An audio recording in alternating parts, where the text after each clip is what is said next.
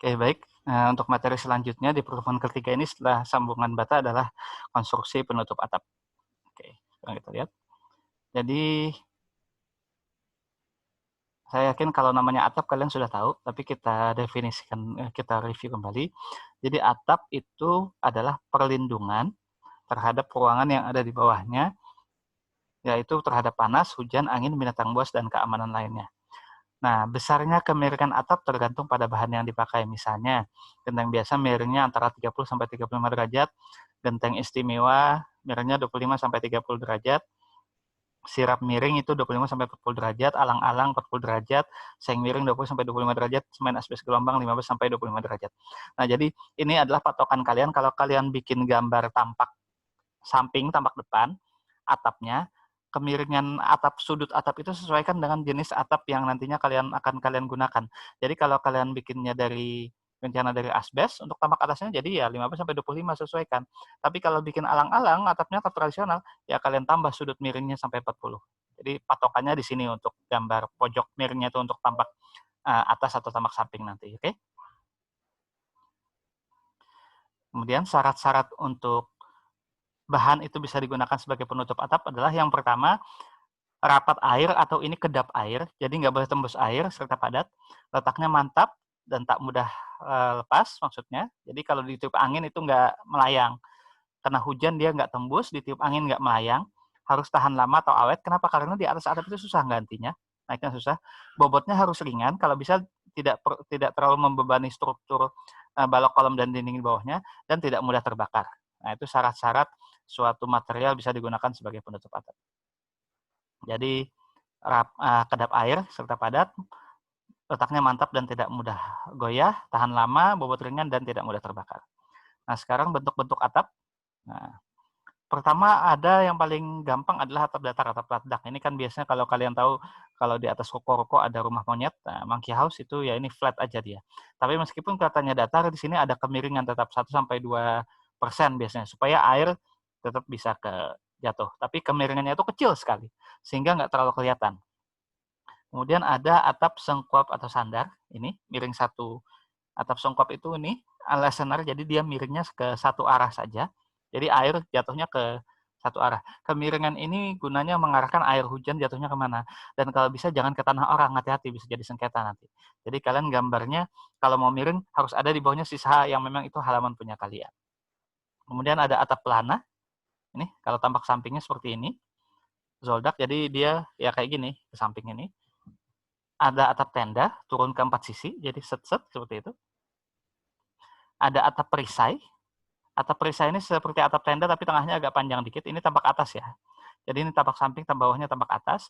Ada atap mansard, jadi perisainya kayak dua numpuk gitu, tapi nggak simetris, tak-tak seperti itu. Ada atap piramida, muter. Nah, ini kayak kalau kalian main-main di sirkus, atap sirkus dan lain-lain kan seperti ini. Ada juga atap menara. Nah, jadi tinggi sekali. Jadi atap menara ini seakan-akan kayak atap tenda, tapi dia tinggi.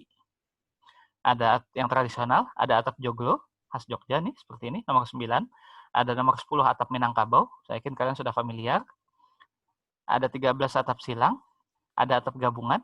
Atap silang ini kalau dilihat dari atas dia seperti tanda tambah, tanda silang gini. Atau seperti ini, 14 atap gabungan.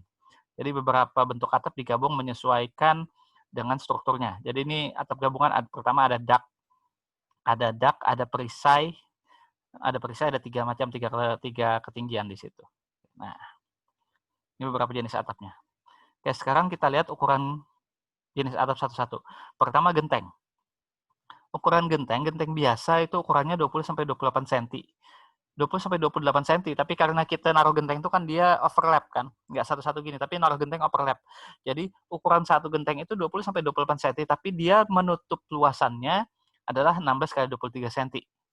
Jadi ada 4 cm sampai 5 cm yang hilang karena dia saling tumpuk gitu. Nah, jumlah per meter perseginya rata-rata diperlukan 28 buah dengan bobot per meter persegi 30 kg. Ada lagi genteng dengan ukuran 22-30, luasan tutupnya 18-25, jumlah per meter perseginya perlu 24 biji dengan bobot 32 kg. Gentengnya agak besar kan, jadi jumlahnya kurang. Ada lagi lebih besar lagi dengan ukuran 24 kali 32 cm, luas tutupnya 19 kali 27, jumlah per meter persegi kita perlu 22 biji dengan bobot 34. Nah, ada lagi genteng besar. Ukurannya 25 sampai 25 kali 33 cm dengan luasan yang ditutup dia itu adalah 20 kali 28, jumlah per meternya perlu 20 dengan bobot 36 kg. Nah, tinggal disesuaikan kalian punyanya genteng yang ukuran berapa. Tapi kalau bisa sih bobotnya kita milih bobot yang ringan ya. Tinggal nanti dilihat harganya. Apakah dengan sekian ini, maka ini harganya berapa bandingannya, lebih ekonomis, atau kalian punya pertimbangan lain, tapi yang jelas kalau secara teknis, usahakan kita milih bobot yang lebih ringan. Itu teknisnya. Nah, nih, genteng biasa seperti ini bentuknya. Tampak samping seperti ini, tampak atas. Ini tampak sampingnya. Nah, dia kan numpuk-numpuk, jadi luasan tutupnya tidak sebesar luasan genteng itu. Biasanya dia duduk di atas reng, kayu 2x3, dan reng itu duduk di atas usuk kayu 57. Nah, ini foto per lembarnya seperti ini. Ini juga sama. Kalau dilihat dari samping, kita gambarnya nih, saling kait seperti ini. Nah, gentengnya. Ini bentuk genteng S. Di situ. Kemudian,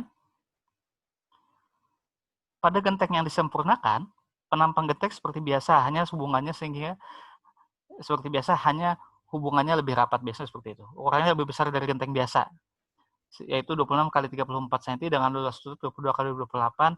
Kalau genteng yang disempurnakan perlu 18 buah untuk tiap meter perseginya. Jarak rengnya 28 cm dengan bobotnya 38 kg, lebih berat daripada genteng biasa. Nah, ini genteng yang disempurnakan. Jadi di sini bagian sambungan ini dia lebih rapat. Jadi kalau ada hujan masuk ini mengurangi dia risiko dia rembes di sini. Jarak rengnya 28 cm tadi. Nah, di tengah jarak seperti ini. Ini ada genteng kodok, genteng persilang. Kemudian setelah itu ada sirap.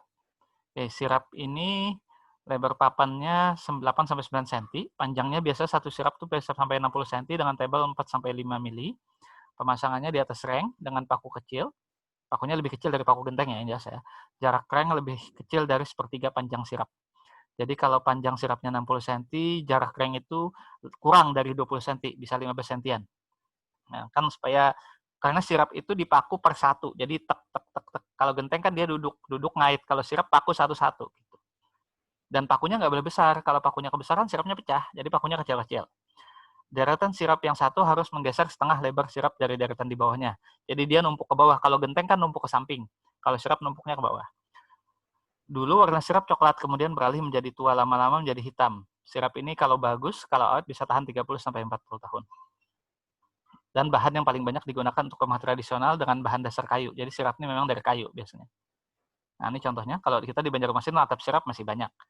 Sirap yang berbentuk potongan kayu tipis. Nah, potongan ini kemudian dipaku ke multiplek yang melapisi rangka atap. Nanti contohnya seperti ini. Ini fotonya. Untuk sirap. Di Banjarmasin banyak masih. Kalian bisa cari aja. Nah, ini bentuknya seperti ini. Jadi memasangnya ke bawah, dia nutup ke bawah. Nutup seperti itu. Dengan tebal 3-9 dan ini rengnya ini rapat-rapat. Kalau kan 60 kan panjangnya, jadi minimal kurang dari 20, kalau mau gampang ya 15 sentian aja. Dia dipaku gitu. Nah, ini tampak dekatnya. Kelihatan tuh ada paku-pakunya di situ. Kemudian setelah genteng, setelah sirap ada lagi asbes. Kalau sekarang nggak ada lagi atap asbes, tapi kalau dulu masih banyak. Asbes adalah bahan mineral yang berbentuk serat yang mudah terpisah. Untuk bangunan sering dijumpai yaitu asbes gelombang untuk atap, asbes plat untuk plafon atau partisi. Nah, asbes ini debunya berbahaya, bisa menyebabkan iritasi pada jaringan dan selubung paru-paru. Nanti contohnya asbes seperti ini. Ini contoh atap asbes. Ada lagi, nah untuk ukurannya asbes gelombang atau kita sebut basement, salah satu ininya. Dia satu lembarnya adalah 1,5 kali 1,5. Ada juga yang 1,8 kali 1,5. Sampai ada yang ukuran atap asbes gelombangnya satu bijinya adalah 3 kali 1 meter. Ditaruh gitu aja. Kemudian biasanya di atasnya dikasih seng. Yang abu-abu ini seng. Untuk nutup supaya air nggak masuk dari samping. Jadi kalau asbes biasanya temannya seng sudah itu. Nah, untuk yang atas ini disebut nok. Nok steel gelombang ini adalah yang bagian atas ini. Bagian atas yang ini itu supaya air langsung jatuh ke atap. Nah, ini nok namanya. Nih, nok steel gelombang. Contohnya ini nok yang seng. Dapat disetel cocok untuk semua kemiringan atap dengan paling besar kemiringan sampai 30 derajat. Panjang efektifnya biasa dia dijual 1 meteran dengan lebar 30 cm dan tebal 6 cm. 6 mili, sorry. Nah, ini seperti ini. Jadi ditaruh di antara, pas di pucuk atap itu taruh sini. Nah, jadi supaya air tek jatuh ke samping. Makanya dia bisa dari, kalau steel kan dari genteng, biasanya dari genteng, sorry kok genteng, dari aluminium. Nah, dari aluminium, dari seng, jadi supaya air langsung jatuh ke atap, nggak masuk ke sela-sela di atas itu. Nah, ini contoh pemasangannya. Saya pindah foto saya dulu ke bawah. Nah, oke. Nah, ini pemasangannya. Pasang semua roll dalam dahulu dengan susunan dari kanan kiri, baru pasang roll luar. Setelah itu baru pasang nok. Nah, jadi itu nok ini kalau kan panjangnya 1 meter 1 meter. Untuk nyambungnya jangan dipotong, tapi langsung tek ditumpuk aja. Roll dalam harus terpasang baik sebelum roll luar baru dikencangkan. Nah, ini contoh cara pemasangan noknya. Ini tadi yang bergelombang. Nok steel gelombang itu maksudnya ini gelombang. Ada lagi yang rata. Nok steel rata. Nah, ini langsung dari seng biasanya. Nah, atap seng. Dapat disetor sudutnya dengan sayap yang rata, cocok untuk semua atap dengan kemiringan sama sampai 30 derajat. Nah, ada lagi istilah jurai. Jurai ini kalau pada atap perisai merupakan pertemuan pada bidang atap yang merupakan garis miring. Jadi misalnya atapnya sini ketemu sini, ini sini ketemu sini. Nah, jurai itu yang sisi sini. Jurai luar itu bagian yang tajam pada atap berawal dari garis tipis, jurai dalam yang ketemu. Oke, nah, contohnya nih. Nih, nomor 4, ini jurai luar. Dia ke arah sini kan, keluar. Nah, jurai dalam yang mana? Contoh jurai dalam nih nomor 5. Nomor 5 ini jurai dalam. Jadi dia kan kayak gini. Nomor 5 itu kan kayak gini. Ini jurai dalam. Kalau jurai luar yang kayak gini. Yang namanya jurai itu pas posisi kayak gini yang pertemuan ininya. Ini. Nah, ini nomor 4 ini jurai luar. 4 jurai luar, 5 jurai dalam. Ya, seperti itu. Oke, sekian untuk materi konstruksi atap. Semoga bisa menambah wawasannya. Tetap saya harapkan bisa menambah materi sendiri. Oke, kita akhiri. Terima kasih. Assalamualaikum warahmatullahi wabarakatuh.